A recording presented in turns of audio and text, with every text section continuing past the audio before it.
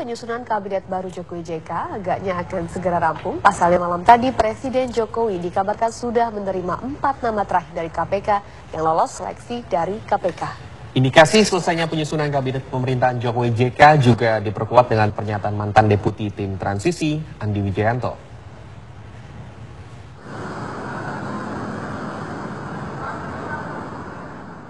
Hari ini Istana Negara tak sesibuk 3 hari terakhir. Hampir tak ada kegiatan dan tamu yang tiba di istana jelang pengumuman kabinet Jokowi JK. Namun demikian, sejumlah awak media masih terlihat berjaga di depan gerbang istana. Sebelumnya, malam tadi mantan deputi tim transisi Andi Wijayanto menegaskan bahwa jajaran nama kabinet Jokowi JK akan diperkenalkan ke publik pada Minggu esok 26 Oktober. Jokowi masih harus melakukan beberapa pemikiran telah untuk memfinalisasi sehubungan dengan hasil analisis dari KPK yang tadi diberikan oleh pimpinan KPK. Kemungkinan akan ada perkenalan anggota kabinet yang diselenggarakan hari Minggu sore jam 4 di halaman istana, jadi di antara Istana Merdeka dan Istana Negara. Kemudian kabinetnya akan diumumkan jam 11 siang di hari Senin. Besok Pak Jokowi akan menerima pimpinan DPR, ya, kemungkinan akan ketua DPR didampingi oleh 1 atau 2 wakil ketua yang akan menyerahkan pertimbangan DPR atas perubahan nomenklatur kementerian yang Pak Jokowi sebagai Presiden mengajukan ke DPR hari Selasa yang lalu. Nah, jadi sekali lagi pengumuman kabinetnya tidak malam ini, tapi akan ada perkenalan anggota-anggota kabinet hari Minggu sore. Dengan pelantikannya sendiri tetap hari Senin? Pelantikannya dijadwalkan hari Senin jam 11 siang. Andi juga menjelaskan besok pagi rencananya Presiden Jokowi akan menerima pimpinan DPR terkait dengan nomenklatur kementerian sebelum akhirnya pengumuman nama kementerian pada Minggu sore di Istana Negara. Dari Jakarta, tim TV One mengabarkan.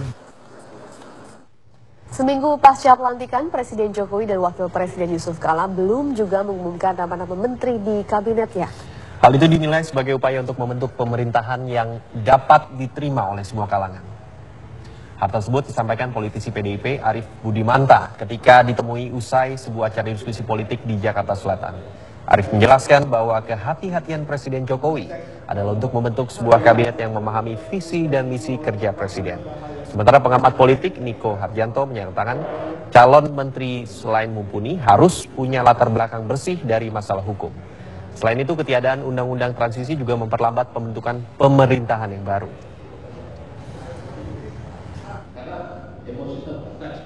Yang terkait dengan pemilihan pembantu presiden itu kan memang membutuhkan waktu, membutuhkan diskusi yang panjang agar yang terpilih adalah memang kemudian adalah yang terbaik, yang memahami apa yang menjadi visi misi daripada presiden ke depan.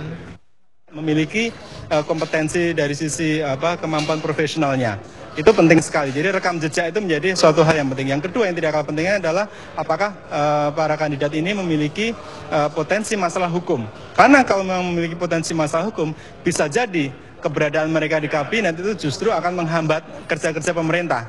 Justru bisa akan membebani pemerintahan nanti di dalam memberikan pelayanan publik, di dalam menyelesaikan masalah-masalah bangsa ini, di dalam misalnya mewujudkan program-program.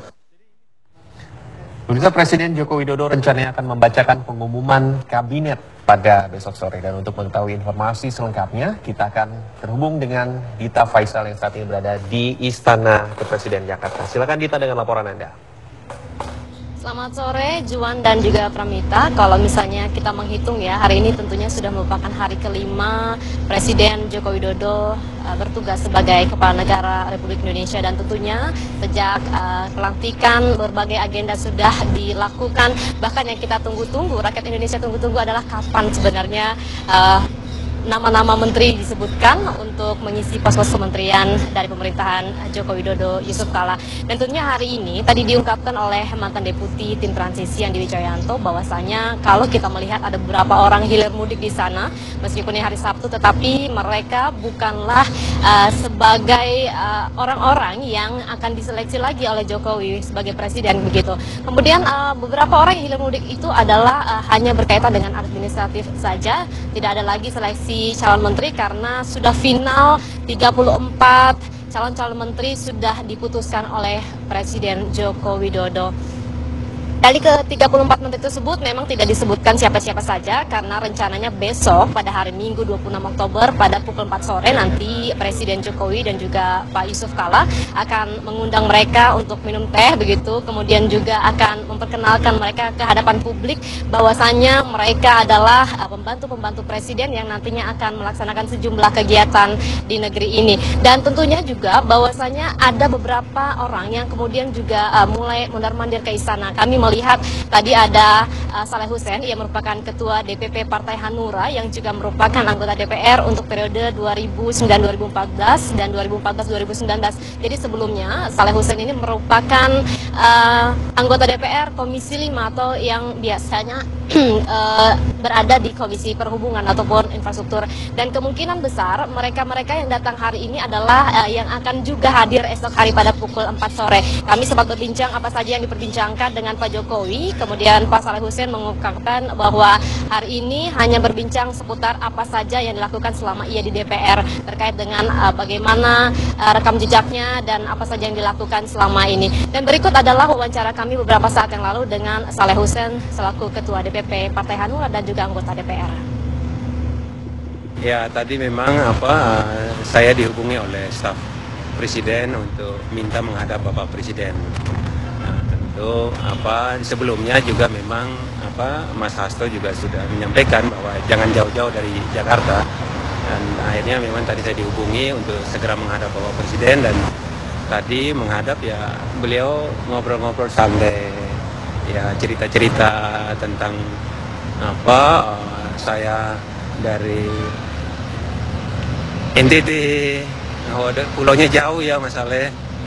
Terus juga berbicara tentang keadaan kita di DPR, ya, cerita-cerita santai aja. Nah, ya memang nggak fokus ke satu bidang, tapi lebih ke umum. Terus bicara tentang waktu sebelumnya usahanya di bidang apa. Dia bilang ada juga ada di bidang buat pabrikan, untuk ekspor. Nah, hal itu. Jadi nggak ada bicara. Terus beliau menyampaikan juga BEM. Ya, kita tidak tahu memang apakah nanti Saleh Hussein bisa menjadi salah satu dari 34 calon menteri yang akan diumumkan oleh Presiden Jokowi dan juga Yusuf Kala, tetapi yang terpenting adalah esok hari nama-nama tersebut akan segera diumumkan. Dan kemudian juga bahwasanya yang paling penting adalah bagaimana kabar dari surat perubahan nomenklatur yang akan diserahkan oleh Ketua DPR dan juga wakil-wakilnya. Kalau sebelumnya sudah dijadwalkan surat perubahan nomenklatur akan diserahkan hari ini tetapi batal, dan kemudian akan dilakukan perubahan jadwal yaitu selepas sholat zuhur atau sekitar pukul 1 siang nanti, besok begitu ya, Ketua DPR beserta wakilnya akan menyerahkan surat perubahan nomenklatur yang berisi tentang pertimbangan dari DPR terkait dengan perubahan kementerian yang sudah diajukan oleh Jokowi. Kita sekedar mereview sedikit bahwa beberapa kementerian yang kemudian sudah diajukan untuk digabungkan ataupun dipisah, diantaranya adalah Kementerian Lingkungan Hidup dan Kehutanan, kemudian Kementerian PU dan Perumahan Rakyat, Kementerian Pendidikan Dasar Menengah dan Kebudayaan, kemudian Kementerian Pendidikan Tinggi dan Ristek dan Kementerian Pariwisata dan sejumlah kementerian lainnya, ditambah lagi Kementerian Koordinator Maritim. Demikian informasi dari Istana Kepresidenan.